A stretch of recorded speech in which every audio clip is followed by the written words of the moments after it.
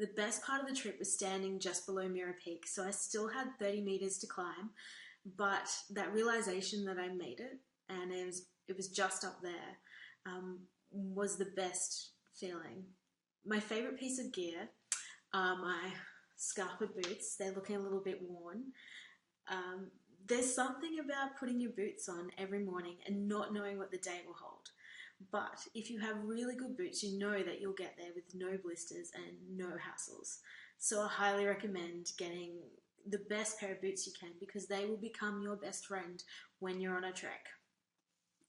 Muscle soreness. No, I didn't have any muscle soreness, surprisingly, but I did wake up every morning and did yoga stretches and also the warm-up that I had learnt from base camp. It was ingrained in my head.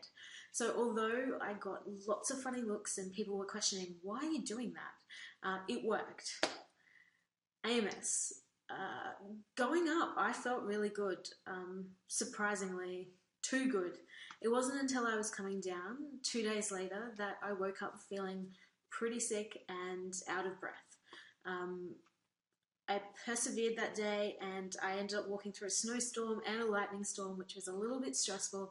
And that night my body just seemed to have had enough, and they suspected that I had haze and HAPE. So they threw me in the portable oxygen, or the portable air chamber. It gave me some drugs, and then I got helicoptered out a couple of days later.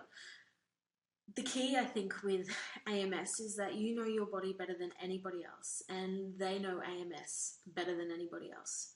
So trust what you're feeling and trust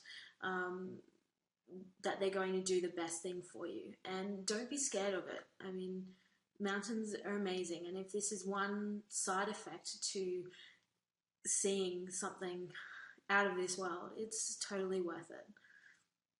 The summit was spectacular. The sun was just rising, and from Mirror Peak you can see 6 8,000 meter peaks, including Everest.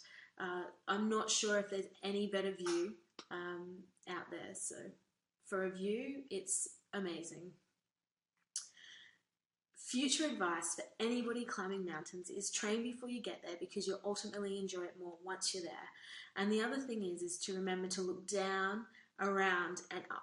Often we're so focused on getting somewhere, and in this case it's often the summit, and we forget to look around and enjoy the journey. So enjoy the journey, and getting to the top is just a bonus. The training for me helps immensely. I've been training with base camp now for almost 2 years, and I was traveling just before I summited Mirror Peak. So my fitness levels weren't as high as what they normally would have been if I was in Brisbane training 100%. But lucky for me, I knew that base camp had their Himalayan training for trekking program online, so you can do it anywhere in the world. So I whipped that out and I started training while I was in Nepal a few weeks before the climb, just to get my core strength back to, well, resembling what it was before I started holidaying and tripping around the world. On a scale of 1 to 10, I would give Mirror Peak for me an 8. The actual ascent was relatively straightforward. Instead of zigzagging for 8 hours, we just went straight up, which was harder on your legs, but it only took 5 hours.